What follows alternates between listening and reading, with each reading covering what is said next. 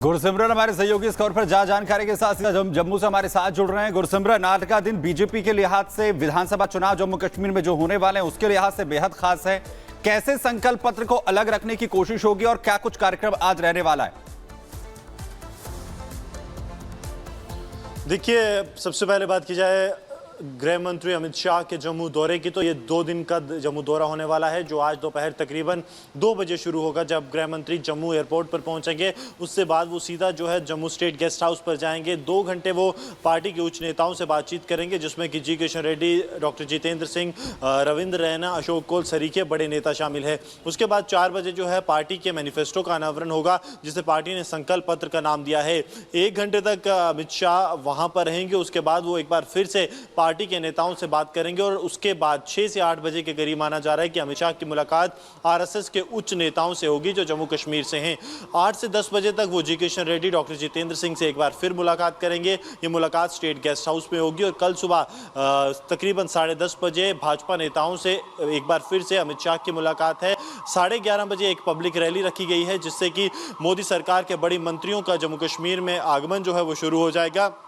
गृह मंत्री अमित शाह खुद जो हैं वो इस रैली को संबोधित करेंगे। अब बात अगर इस मैनिफेस्टो की कर लें तो ये मैनिफेस्टो जो है भाजपा ने कहा है कि ये सुरक्षा पर रहेगा, विकास पर रहेगा और पूरे जम्मू कश्मीर में किस तरह से सुरक्षा स्थिति को और सुदृढ़ किया जाए इस पर रहेगा। इसके साथ साथ कई महत्वपूर्ण चीज़ें जो इस भाजपा के संकल्प पत्र या मैनिफेस्टो में रहेंगी, उसमें आप मान के चलिए कि ये मैनिफेस्टो जो है ये चांद या तारे तोड़ लाने वाला नहीं होगा। जैसे नेशनल कॉन्फ्रेंस और पीडीपी की तरफ से कहा गया है कि वो धारा 370 को वापस लाएंगे, कैदियों की रिहाई करवाएंगे, ये उस तरह का नहीं होगा। ये बल्कि भाजपा गुड गवर्नेंस कैसे जम्मू कश्मीर को दे सकती है, उसके साथ साथ भाजपा को अगर इतनी सीटें मिलती हैं कि वो सरकार बनाती है, तो सरकार बनाने के लिए रोड मैप क्या होगा, एक खाका तैयार किया गया है भाजपा की तरफ से। तकरीबन जो बता रहे हैं कि बहुत महत्वपूर्ण है ये 2 दिवसीय दौरा, चुनावों का ऐलान हो चुका और पूरी ताकत झोंकने के मूड में यहाँ भारतीय जनता पार्टी नजर आ रही है। आप बने रहिएगा हमारे साथ। तो फिलहाल देखिए 2 दिनों का अमित शाह का ये दौरा है और अपने आप में जो एजेंडा रहा है भारतीय जनता पार्टी का, उसको लेकर यहां चर्चा, विचार विमर्श और चुनावी धार देने की भी कोशिश अमित शाह की होगी। इसी से जुड़ी एक रिपोर्ट आपको दिखाते हैं।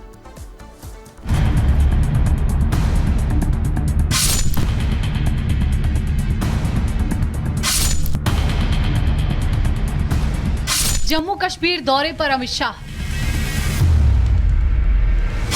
बीजेपी का घोषणा पत्र करेंगे जारी,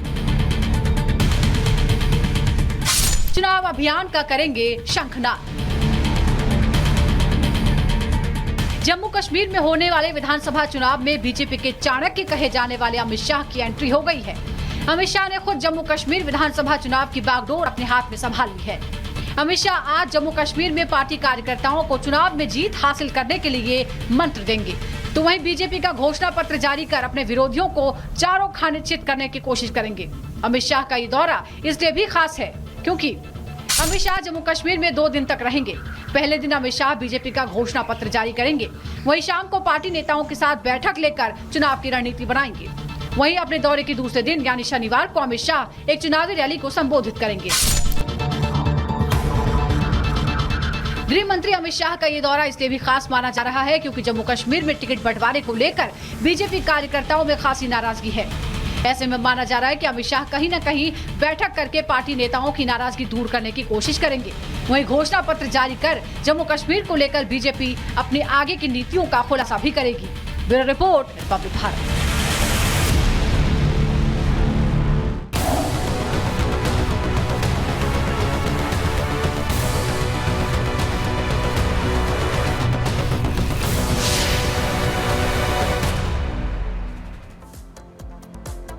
और अब बात यूट्यूबर एल्विश यादव की, जिससे ईडी ने लगभग 8 घंटे पूछताछ की लखनऊ में, लेकिन जब वो पूछताछ के बाद बाहर निकले उनका सामना कैमरे से हुआ तो आपको बता दें कि चौतरफा सवालों से घिरे और घबराए एल्विश यादव मीडिया कर्मियों से बदतमीजी करने लगे। उन्होंने मीडिया कर्मियों से क्या बदतमीजी की और उन्होंने क्या क्या कहा, दिखाते हैं आपको इस रिपोर्ट के जरिए।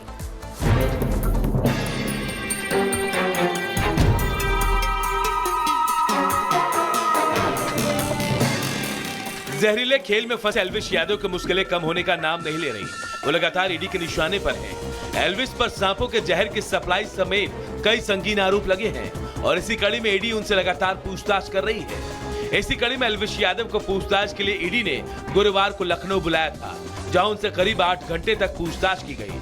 खबर है कि इस दौरान ईडी के अधिकारियों ने एल्विश यादव से कई सवाल पूछे, लेकिन एल्विश ने ईडी के किसी भी सवालों का सीधा जवाब नहीं दिया। और तो और एल्विश ने ईडी की जांच को गुमराह करने की कोशिश भी की। एल्विश अपना पक्ष रख दीजिए।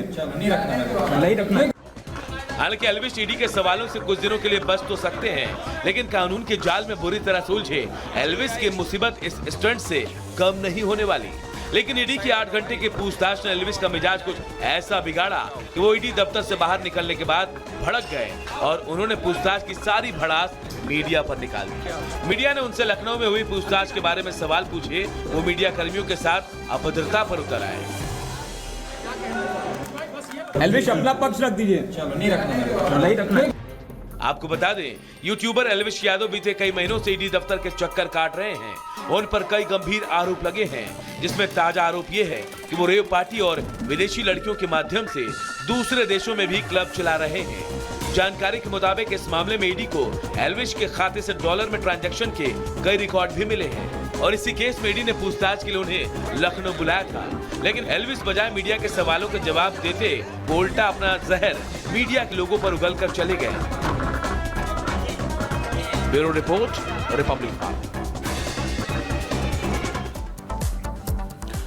तो एल्विश की मुश्किल कम होती नहीं दिख रही है और लगातार सांप के जहर मामले को लेकर एल्विश फंसता हुआ नजर आ रहा है। वहीं देखिए एल्विश ने आखिर फिर क्यों जहर उगला है। ईडी के रडार पर एल्विश यादव जो है वो इस वक्त है, उससे लगातार पूछताछ हो रही है। एल्विश पर कई संगीन आरोप भी हैं, कई आरोप हैं उस पर, जिसमें से सांपों के जहर सप्लाई करने का सबसे ज्यादा गंभीर आरोप है। वहीं सांपों की तस्करी का भी आरोप एल्विश यादव पर है। इसके अलावा एल्विश पर मनी लॉन्ड्रिंग के भी आरोप लग रहे हैं। मनी लॉन्ड्रिंग का भी अब आरोप उस पर है। खाते में डॉलर से लेन देन जो है वो दर्ज किया गया था। वहीं ईडी का कई मामलों में उससे पूछताछ अभी तक लगातार जारी है। उससे कई मामलों में पूछताछ हो चुकी है और गुरुवार को भी ईडी से दरअसल उसका सामना हुआ था। कई घंटे उससे पूछताछ हुई और इसके बाद मीडिया ने जब उससे सवाल जवाब करने शुरू किए तो वो तिलमिला गया। मीडिया के सामने वो उल जुलूल बातें करता हुआ नजर आया, झल्लाता हुआ यहां पर नजर आया और मीडिया पर भड़कता हुआ यहां पर वो नजर आया और इसलिए लगातार उसकी जो मुश्किलें बढ़ रही हैं, उसके बाद उसकी तिलमिलाहट लगातार देखने को मिल रही है। सलोनी का रुख कर रहे हैं। चलिए आगे बढ़ेंगे, बात उत्तर प्रदेश की करेंगे, जहां पर सियासत हर रोज नए रंग ले रही है क्योंकि उपचुनाव सर पर है और यही वजह है कि बयान अलग अलग दिए जा रहे हैं। और अब अखिलेश यादव ने, पहले भी एनकाउंटर को लेकर अखिलेश यादव ने बहुत से सवाल खड़े किए, लेकिन इस बार अखिलेश यादव ने दरअसल ये कह दिया है कि अपराधी की जाति देखकर एनकाउंटर किया है। इसमें जातीय कार्ड कहां से ले आए हैं अखिलेश यादव और अपराध की जगह जाति कब से